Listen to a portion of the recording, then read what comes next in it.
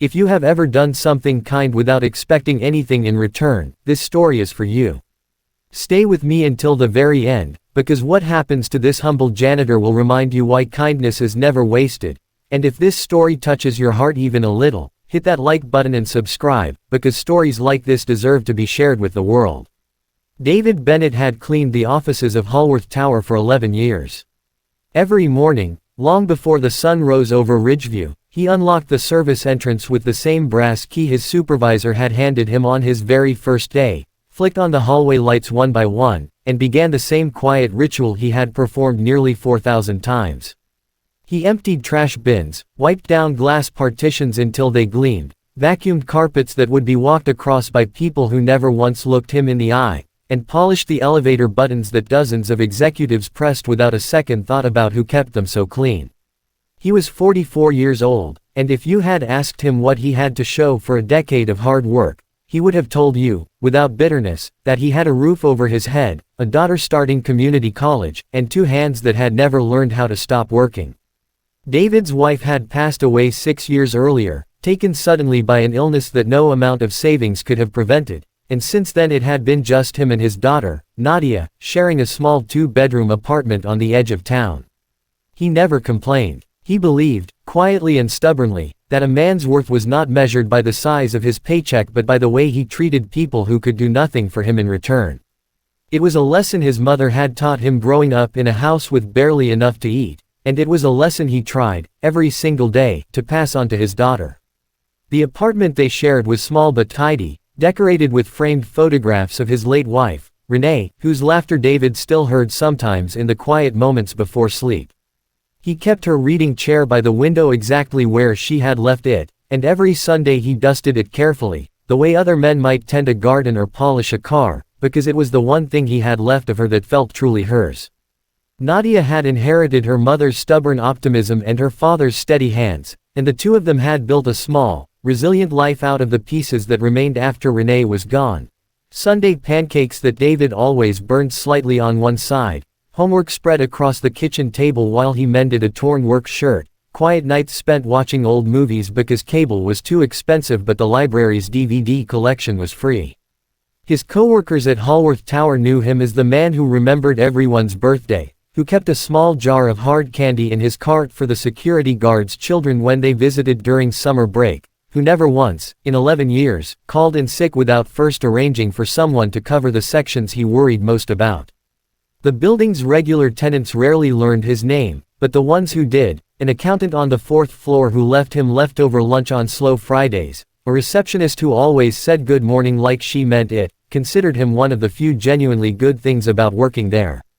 David didn't do any of it for recognition. He simply couldn't imagine living any other way. Every morning after his shift ended at 6, David walked 3 blocks to Miller's Bakery before catching the bus home. It was a small ritual he allowed himself, a warm cinnamon roll and a cup of black coffee, the only luxury in an otherwise disciplined budget. The owner, an old friend named Sal, always saved him the roll that came out slightly misshapen from the oven, joking that David was the only man alive who appreciated a crooked pastry. It was on an unusually cold Tuesday morning in late October that David first noticed her.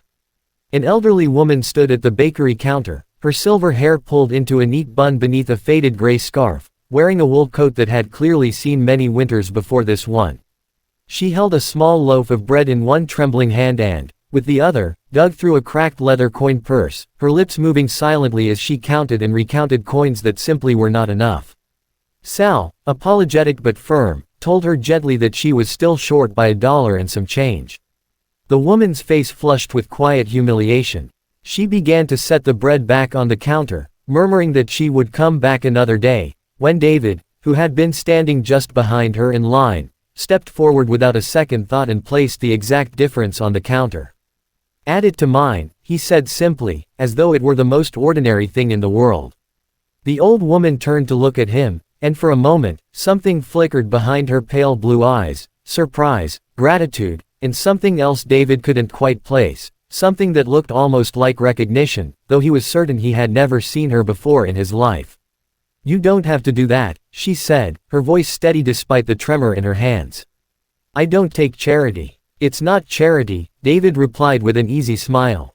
"It's just bread. Everybody needs bread sometimes." He paid for his cinnamon roll and coffee, nodded politely, and left the bakery to catch his bus, never once looking back to see the old woman still standing there, watching him disappear down the frosted sidewalk with an expression of quiet, calculating wonder.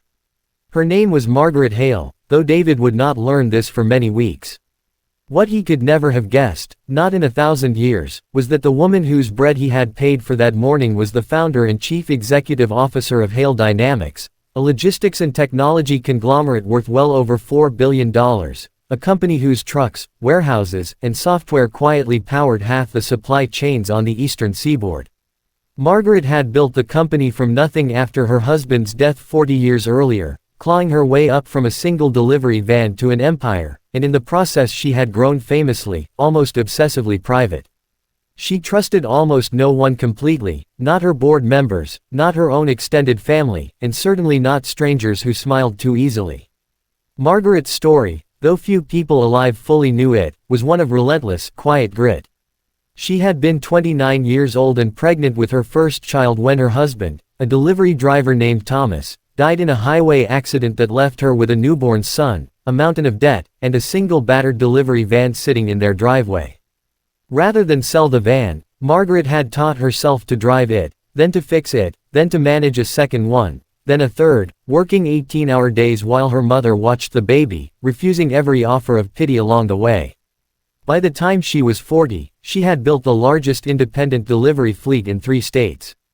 By the time she was 60, Hale Dynamics had expanded into automated warehousing and logistics software, and Margaret had become one of the most quietly influential businesswomen in the country, though she rarely gave interviews and almost never appeared in photographs. Her son, now a grown man with children of his own, ran the company's West Coast division and worried constantly about his mother's habit of vanishing every autumn without explanation. Once a year, without informing her staff, her security detail, or even her own children, Margaret disappeared for exactly 1 week. She would remove her tailored suits, put away her company car, dress in old clothes pulled from the back of her closet, and walk the streets of ordinary towns as an anonymous old woman with almost no money in her pocket. It had started as a business exercise 15 years earlier, a way to understand how her company's decisions actually affected working people, but over time it had become something far more personal. It had become the 1 week a year when Margaret Hale got to find out, without any performance or pretense, who in this world was still genuinely kind. Most years, she learned that people were, at best, indifferent. Cashiers rolled their eyes at her slow counting of coins. Strangers stepped around her on sidewalks. Once, a man had literally laughed at her when she asked for directions. Another year, in a different city entirely, a young store clerk had followed her suspiciously through every aisle, assuming an old woman in shabby clothes must be a shoplifter, and Margaret had left the store empty-handed and strangely hollow, though she never once revealed who she truly was. She had grown almost resigned to this indifference, hardened by it in a way she rarely admitted even to herself, filing it away each year as further proof that kindness among strangers was rarer than her company's quarterly profit margins. But this year, in the small town of Ridgeview, a tired janitor in a faded uniform had paid for her bread without a flicker of hesitation, without expecting a single thing in return, and had walked away before she could even properly thank him. Margaret did not leave Ridgeview the next day as she usually did. Instead, she extended her stay, quietly renting a small room above a hardware store under a false name, and began, carefully, patiently, to learn everything she could about the man who had shown her kindness for the price of a loaf of bread.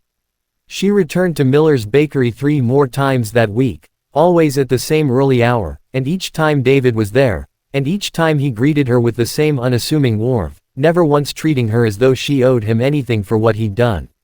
On the second morning, he offered her his seat by the window when the bakery was crowded.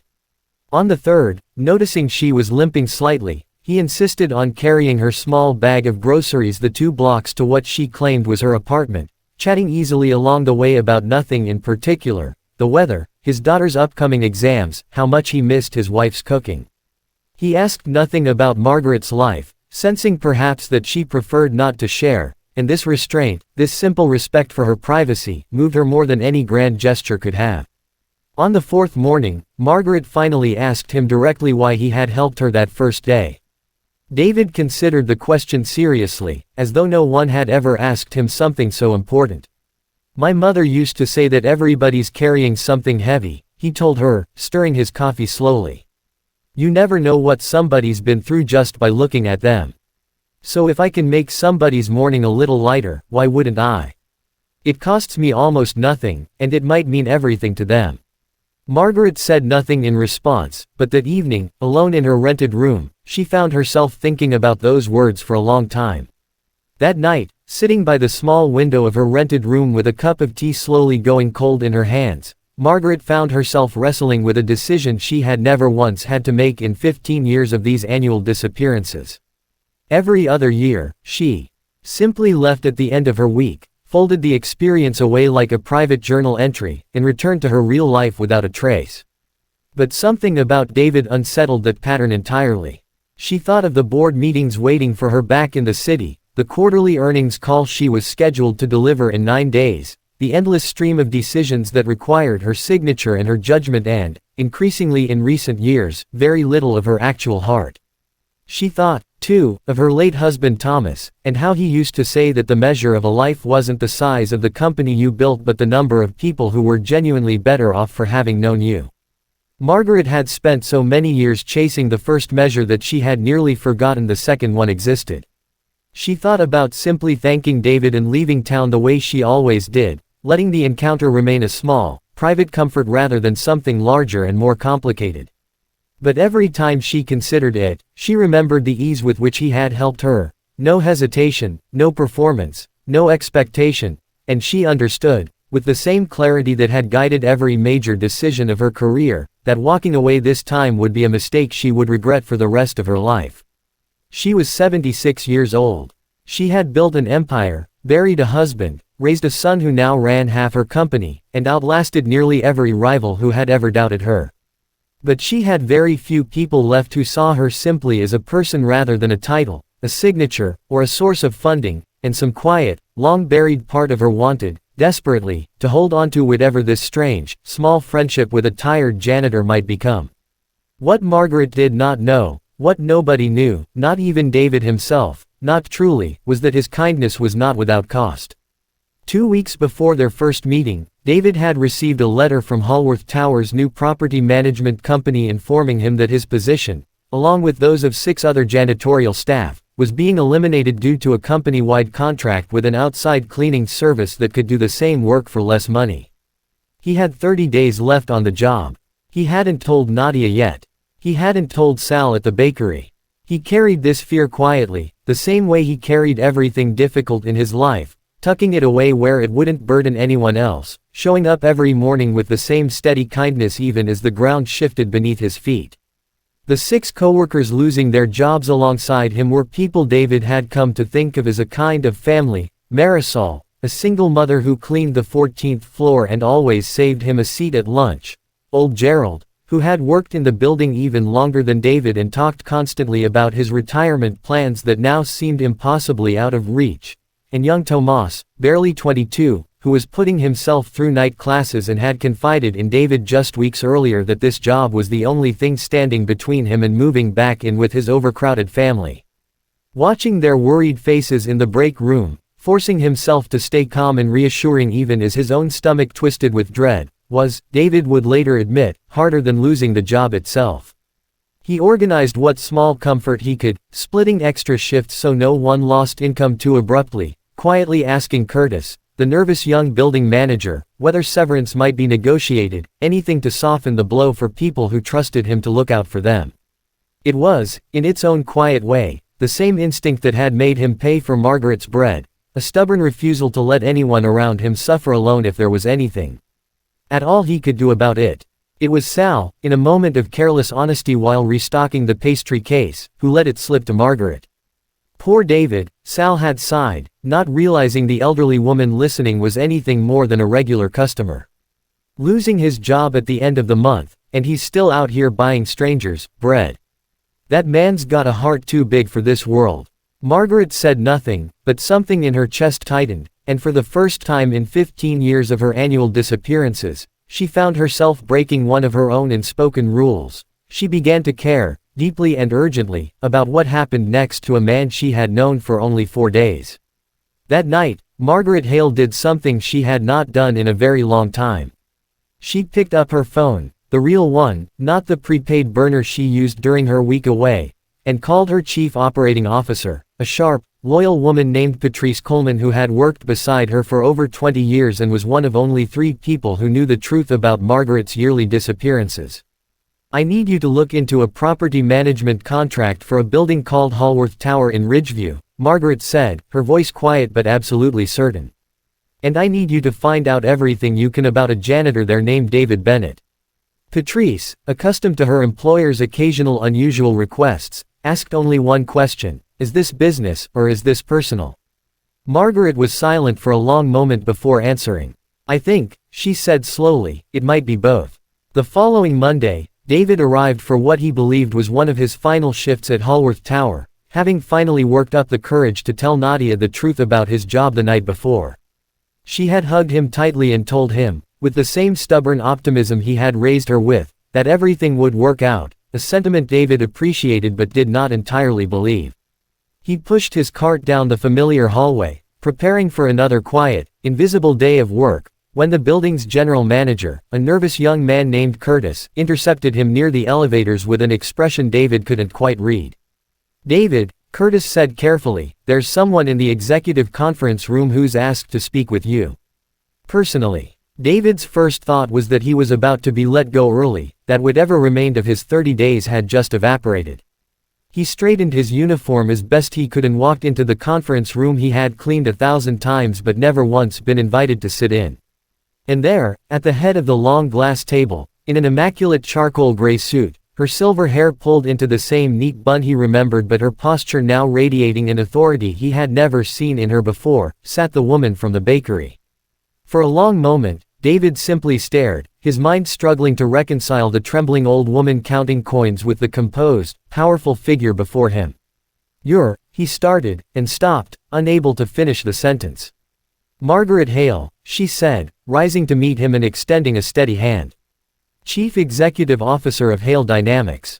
And as of yesterday afternoon, the majority owner of this building and the new employer of every member of the cleaning staff you were told was about to lose their jobs." David sat down slowly, still not entirely certain he wasn't dreaming. Margaret explained everything then: the yearly tradition, the bread, the 4 mornings of quiet observation, the phone call to Patrice, the swift acquisition of both Hallworth Tower's management contract and, quietly, a controlling stake in the outside cleaning company that had been about to replace him and his colleagues. "I didn't do this because I felt sorry for you, David," she said firmly, meeting his eyes. "I did it because in 15 years of testing people's character, you're the first person who showed me real kindness expecting absolutely nothing back. That is not common. That is not replaceable. And I have spent 40 years building a company on the belief that people like you are worth investing in. I simply hadn't found the right one in a very long time." David sat in silence for a long moment, turning the story over in his mind, still trying to reconcile the trembling woman at the bakery counter with the composed executive across from him. "The whole week," he finally said, shaking his head slowly. "The seat by the window. The groceries. That was all." "What, an interview?" Margaret's expression softened, and for the first time since he had entered the room, David saw something almost vulnerable pass across her face. "At first, maybe," she admitted. But somewhere around the second morning, it stopped being a test and started being something I looked forward to. I haven't looked forward to very much in a long time, David. You gave me that back, and you didn't even know you were doing it." She went on to explain that she wasn't merely saving his job. She was offering him a new position entirely, Director of Facilities and Employee Welfare for Hale Dynamics' entire regional division, a role with a salary nearly 5 times what he had ever earned, full benefits, and, knowing quietly from Sal about Nadia's college aspirations, a full scholarship fund established in his daughter's name. She added, almost as an afterthought, that Marisol, Gerald, and Tomas, along with every other member of the janitorial staff facing termination, would keep their jobs under the new contract, and that she had personally instructed Patrice to review wages across every property Hale Dynamics managed, ensuring no employee doing the kind of work David had done for 11 years would ever again have to worry about affording a loaf of bread. David, overwhelmed, tried to protest that he hadn't helped her for a reward, that he didn't need any of this, that his coworkers' jobs mattered more to him than any title or salary of his own, and Margaret simply smiled, the same warm, knowing smile she had given him that first morning at the bakery. "I know you didn't," she said gently. "That's exactly why you're getting it. And for what it's worth, David, I didn't save their jobs because you asked. I saved them because a man who worries about 6 coworkers before he worries about himself, on the single worst morning of his career, is exactly the kind of person I want running this division." In the months that followed, David's life changed in ways he could never have imagined standing in that cold bakery line. But what mattered most to him, what he would tell people for years afterward whenever they asked about the strange twist of fate that had transformed his family's future, was not the money or the title. It was the lesson his mother had given him decades earlier, finally, fully proven true, that kindness costs almost nothing to give and carries a weight that can change the course of an entire life, sometimes your own. He kept working, because idleness never suited him, but now he spent his days ensuring that every janitor, every overlooked employee in every Hale Dynamics building, was treated with the dignity he himself had gone 11 years without receiving. Marisol was promoted to floor supervisor within the year, a title that came with the kind of stability she had never dared to hope for while raising 2 children alone. Gerald finally retired 18 months later. At a small celebration David insisted on organizing personally, complete with a framed photograph of the entire original cleaning crew and a pension considerably larger than the one he had feared he'd never see. Tomas finished his night classes and, on David's recommendation, was hired into an entry-level position in the company's logistics department, the first rung of a ladder David made sure would never again be pulled out from under someone simply trying to build a better life. Word of what David was doing spread quietly through the company's regional offices, and within 2 years, the Bennett Standard, as some employees jokingly called it, had become an unofficial benchmark for how every Hale Dynamics property treated its maintenance and custodial staff. Nadia, meanwhile, thrived. The scholarship fund covered not just her tuition but housing and books as well, and she went on to study public policy, driven, she often said, by watching her father spend a decade being overlooked by systems that were never built with people like him in mind. She visited often, and every time she did, she made a point of stopping by Miller's Bakery, where Sal still saved David the misshapen cinnamon roll out of habit, even though David could now afford an entire bakery of his own. Margaret, for her part, continued her yearly tradition, though she never again expected to find someone quite like David. Word of the story never reached the press. Margaret made certain of that, uninterested in turning a private act of kindness into a public relations campaign. But within the walls of Hale Dynamics, David's story became something close to legend, quietly passed from one new employee to the next as proof that the woman at the top of their org chart had not forgotten where kindness truly lived. Every October, on the anniversary of that first cold morning at Miller's Bakery, she and David would meet for coffee and a slightly misshapen cinnamon roll, 2 people from impossibly different worlds bound together forever by the simple, quiet decision to pay for a stranger's bread.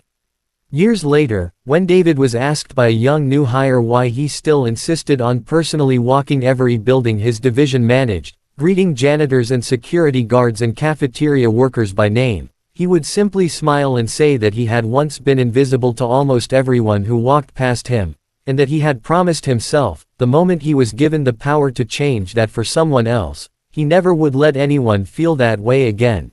Not on his watch, not in his buildings, not while he still had breath to say good morning and mean it. If this story reminded you that even the smallest act of kindness can ripple further than you'll ever know, don't scroll past it in silence. Like this video, subscribe for more stories like David's, and remember, the next time you have the chance to help someone who can give you nothing back, take it anyway. You never truly know whose life you're about to change, or whose life is about to change yours.